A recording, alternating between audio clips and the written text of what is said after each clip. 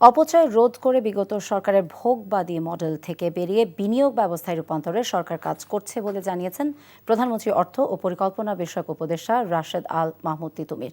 অর্থনীতির গতিশীলতা বাড়াতে নতুন সরকারের রাজস্ব নীতিতে পরিবর্তন আনা জরুরি বলে মনে করেন অর্থনীতিবিদরা।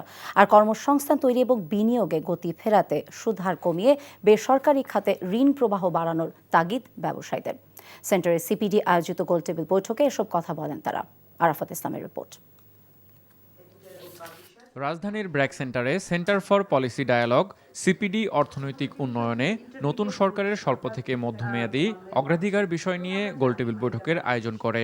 এই সময় প্রতিষ্ঠানটির পক্ষ থেকে সামষ্টিক অর্থনীতির গতি প্রকৃতি তুলে ধরে বেশ কিছু সুপারিশ উপস্থাপন করা হয়। ইনভেস্টমেন্ট ক্লাইমেটটাকে উন্নত করতে হবে, সেখানে যে ধরনের রেগুলেশনস, রুলস এন্ড রেগুলেশনস আছে সেগুলো আরও বেশি ট্রান্সপারেন্ট এবং সর্বোপরি রাজনৈতিক স্থিতিশীলতাটা সবসময় বজায় রাখতে হবে আমরা দেশি এবং বিদেশি বিনিয়োগ আকর্ষণ করার জন্য।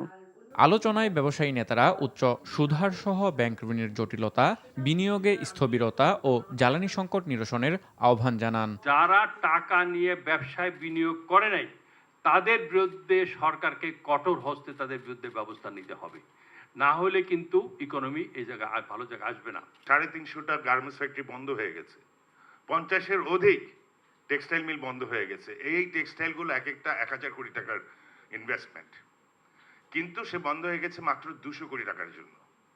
আপনি তাকে রিঅ্যাসেস করেন।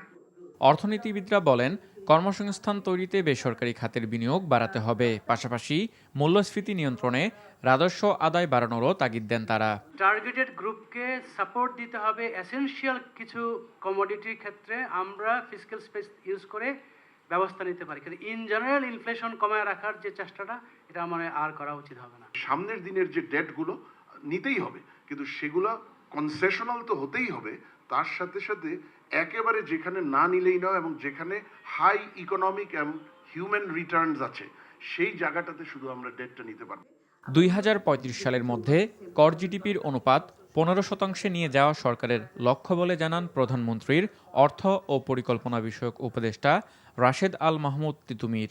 আমাদের লক্ষ্যমাত্রা হচ্ছে যে 1 সিটিজেন 1 কার্ড, যার ফলে আপনার এইটা ছাড়া কিন্তু লিকেজ করা যাবে না।